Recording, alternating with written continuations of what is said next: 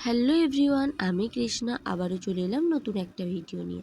আশা করি তোমরা সকলেই ভালো আছো, আমিও ভালো আছি তোমাদের ভালোবাসা। রূপান্তর পেজে তোমাদের সবাইকে স্বাগত জানাই। আজকে তোমাদের একটা অন্যরকম ভিডিও দেখাবো। তো এমব্রয়ডারি কথার অর্থ হচ্ছে সূচি শিল্প। বিভিন্ন রকম নকশার উপর বিভিন্ন রঙের সুতো দিয়ে ডিজাইন ফুটিয়ে তোলাকে বলা হয় এমব্রয়ডারি। ছুঁচ সুতো হাতের দ্বারা ডিজাইন ফুটিয়ে তোলা হয়। আগেকার দিনে মা কাকিমারা এই ধরনের কাজ করে থাকতেন। প্রথমে যে সেলাইটা দেখাচ্ছি সেটা হচ্ছে রান সেলাই বা কাঁথা সেলাই। এই সেলাইগুলো আমাদের ঠাকুমা, কাকিমা, জেঠিমারা করে থাকেন।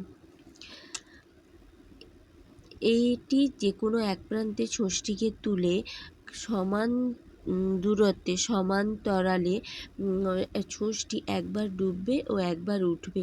এইভাবে ছোট ছোট করে ফোর তুলতে সামনের দিকে এগিয়ে গেলে একটা সুন্দর ডিজাইন ফুটে ওঠে। আরেকটি ডিজাইন দেখাবো, সেটা হচ্ছে এরপরে যে সেলাইটা দেখাবো সেটা হচ্ছে ব্যাক সেলাই বা বখিয়া সেলাই। এটাও খুব সুন্দর। এটা আমাদের মা কাকিমারা বাড়িতে জামা কাপড় ছিঁড়ে গেলে বা কোনো কিছু রেপু করার ক্ষেত্রে এই সেলাইটা ব্যবহার করতেন।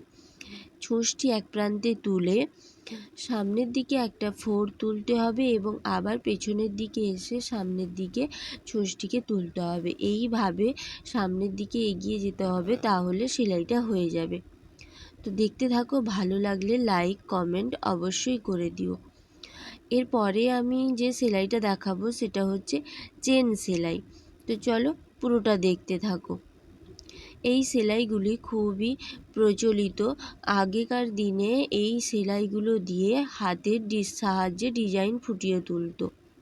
তো একে চেন সেলাই বলার কারণ হচ্ছে এই সেলাইটা চেনের মতো লাগে, তাই একে বলা হয় চেন সেলাই। প্রথমে ছুঁচটিকে তুলে ছুঁচের ওপর দিয়ে সুতোটাকে ঘুরিয়ে নিয়ে সুতোটা সুন্দরভাবে সামনের দিকে টানলে একটা খোপের মতো তৈরি হচ্ছে, তাই একে বলা হয় চেন সেলাই। এই সেলাই দিয়েও সুন্দর ডিজাইন ফুটিয়ে তোলা হয়। শাড়িতে, ওড়নাতে, ফ্রকে, ছোট ছোট বাচ্চাদের ড্রেসেও এখন এই ধরনের সেলাই দেখতে পাওয়া যায়। আশা করি তোমাদের সেলাইটি খুব উপকার আসবে। যদি ভালো লাগে তাহলে একটা লাইক করে দিও। আজকের মতো টাটা, বাই বাই। আবারও দেখা হবে। সবাই ভালো থেকো, সুস্থ থেকো এবং খুব ভালোভাবে জীবনটাকে